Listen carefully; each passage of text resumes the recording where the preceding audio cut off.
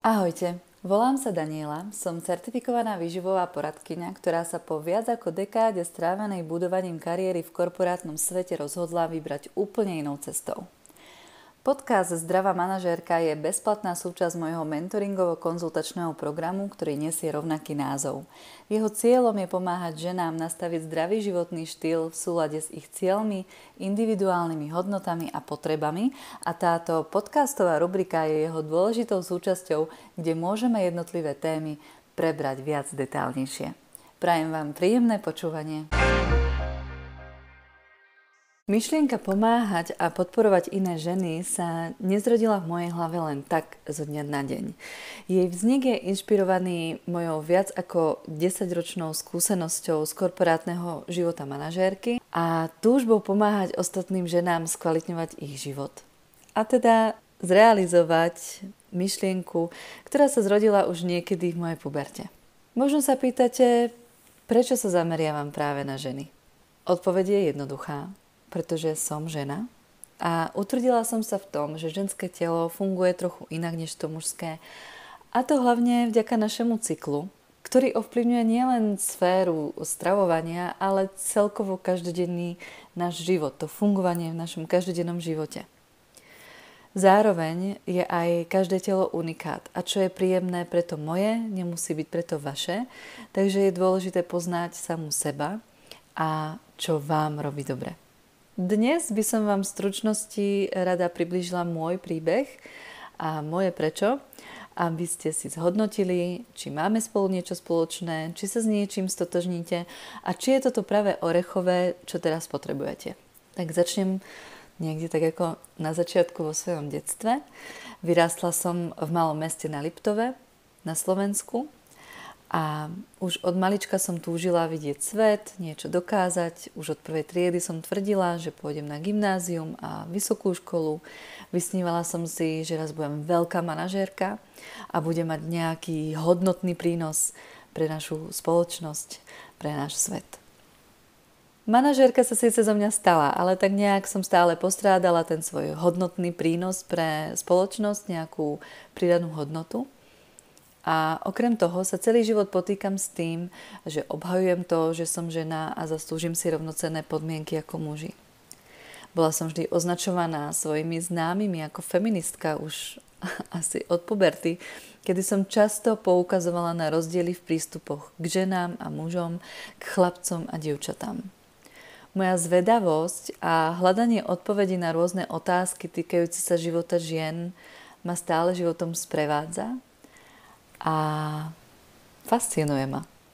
Počas dospievania som často počúvala nielen od rodičov, že nemôžem to a ono, lebo som dievča, alebo naopak, že musím to a ono, lebo som dievča. Jednoducho som vždy chlapcom závidela ich slobodu a zároveň mi to prišlo veľmi nefér, pretože som vnímala svet žien ako veľmi komplikovaný, plný pravidiel a očakávaní, a nechápala som, prečo to tak je. Ale vďaka týmto vetám som vlastne začala pátrať, čo je na nás ženách iné, okrem toho, že máme iné pohlavie a prečo majú ženy v našej spoločnosti nejaké nepísané povinnosti a keď sa vymykajú tzv. Normálu, tak je na ne poukazované prstom. Áno, sme v mnohom iné, sme viac emočne založené, sme cyklické a jednoducho existuje mnoho vlastností, ktoré máme ako ženy spoločné a zároveň existujeme v spoločnosti plnej prežitkov a stereotypov, ktoré nemajú žiadne logické vysvetlenie. A verím, že spoločne by sme mali ten náš ženský svet pretvárať tak, aby sme v ňom všetky boli spokojné. Preto verím, že medzi nami ženami by mala fungovať väčšia vzájomná podpora miesto žiarlivosti a neprajnosti. Pretože všetko, čím sa od mužov líšime, sú naše prednosti a nie slabosti.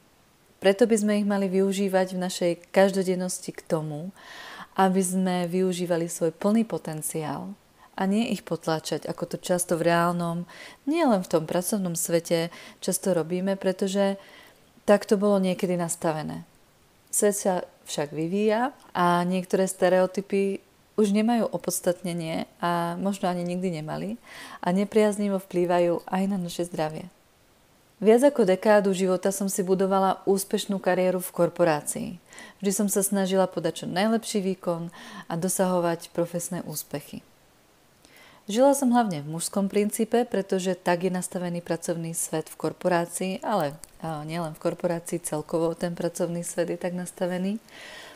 A mne to vlastne v tej dobe prišlo ako normálne a v tej dobe som ešte ani netušila, že nejaký ženský a mužský princíp je.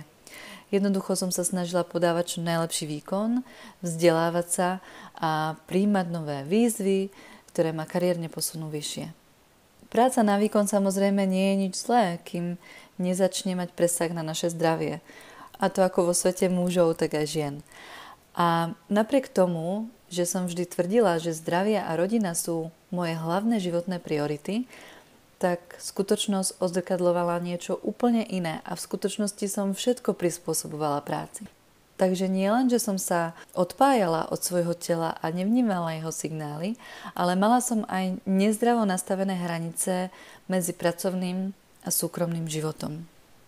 Potom však nastal dôležitý zlom, ktorý mi otvoril oči a začal mi tam blikať taký červený alarm, aby som sa na svoj život pozrela viac kriticky, z pohľadu svojho zdravia a zamyslela sa, kam ma takýto lifestyle zavedie a či je to budúcnosť, ktorú pre svoj život chcem.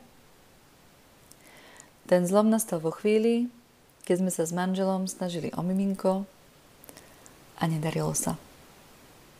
Ten moment som sa začala viac zamýšľať nad sebou, nad prístupom k životu a nad celkovým svojim životným štýlom.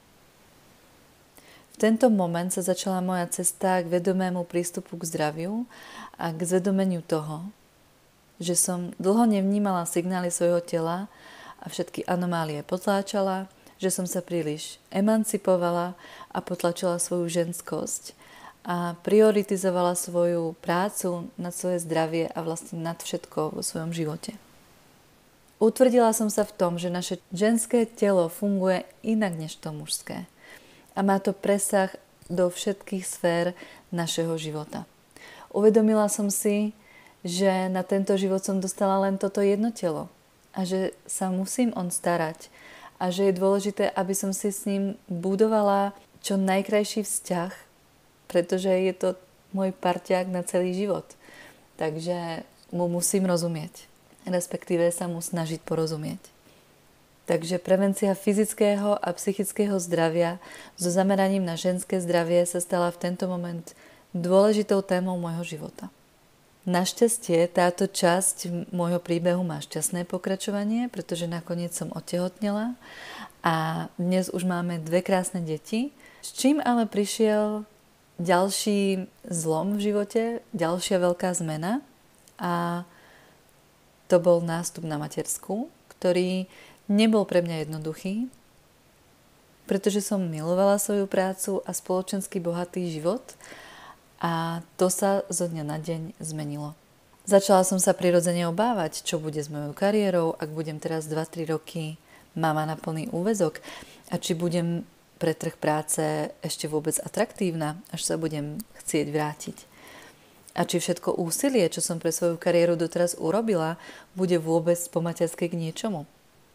Hoci som sa na úlohu matky tešila, cítila som, že to nie je moje jediné naplnenie v živote. Cítila som, že som človek, ktorý sa potrebuje sebe realizovať, tvoriť a mať okrem rodiny aj taký ten svoj svet. A takto sa k téme zdravého životného štýlu pridala téma sebapoznania a sebarealizácie, pretože som si uvedomila, že trh práce nie je zatiaľ úplne nastavený tak, aby mami v Česku a na Slovensku boli vždy po materskej vrelo vítané. Za čím samozrejme stojí mnoho faktorov a v dnešnej dobe chápem ako zamestnávateľov, tak aj maminky. A nechcem sa len pozerať a čakať, či sa niečo zmení, pretože som si uvedomila, že ak chcem v živote akúkoľvek zmenu, musím začať u seba a nájsť najprv cesty, ktoré pomôžu mne si to v živote nastaviť podľa mojich predstav. Takže som zahájila intenzívnu cestu sebarozvoja, sebapoznania, zameranú na zdravie a udržiteľnosť princípov zdravého životného štýlu v dlhodobom meritku. S prísunom informácií sa ale dostavila otázka. Ako si mám udržať zdravý životný štýl a seba realizovať sa vo sfére, ktorá ma baví, ak pracujem v korporácii a nemám takú flexibilitu pracovnej doby, prípadne som na materskej, kedy sa flexibilita v plánovaní stáva tou najväčšou zručnosťou a plnohodnotný spánok je v tomto období naozaj veľký luxus.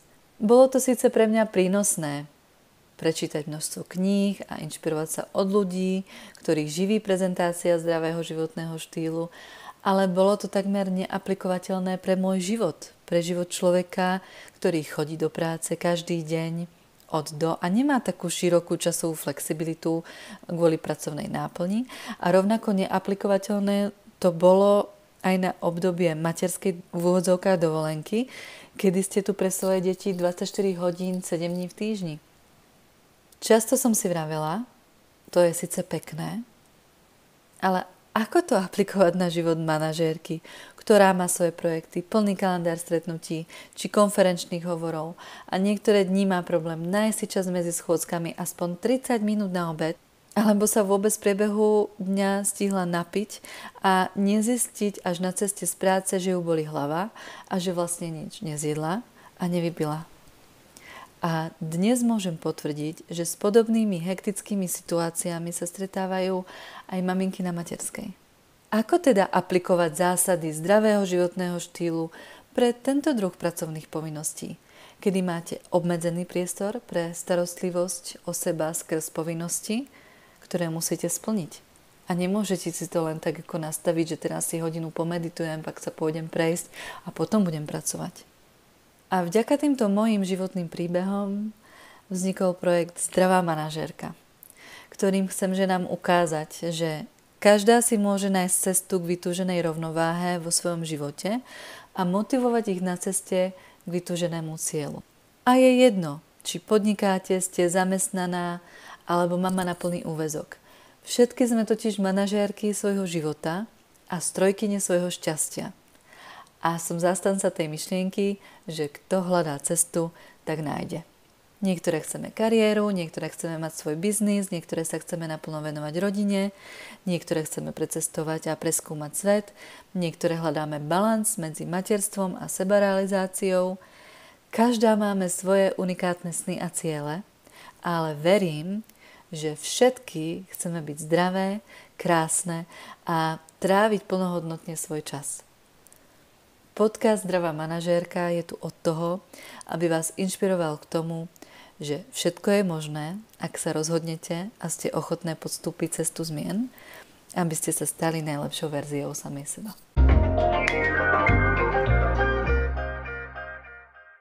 A na záver vám chcem ešte povedať, že podcast Zdravá manažérka je tu pre vás úplne zdarma, aby ste dostávali pravidelnú dávku inšpirácie, aby ste si pripomínali, že máte byť k sebe láskavé, že ste krásne, dokonalo, nedokonalé a aktívne hľadali cesty k vašemu zdravšiemu ja. Skrz podcast s vami chcem zdieľať dôležité informácie zo sveta zdravého životného štýlu, rôzne tipy a triky a zároveň vyvracať rôzne mýty spojené s touto témou, ktorých nájdeme v online svete naozaj mnoho. A ak cítite, že potrebujete individuálnu podporu, neváhajte ma kontaktovať skrz Instagram Zdravá manažérka alebo cez web zdravamanažerka.com a dohodnite si so mnou nezáväznú úvodnú konzultáciu. Ak sa vám podcast páči, nezabudnite mi dať follow, nech nezmeškáte ďalší diel. A ja sa teším na vašu spätnú väzbu. Majte sa zatiaľ krásne.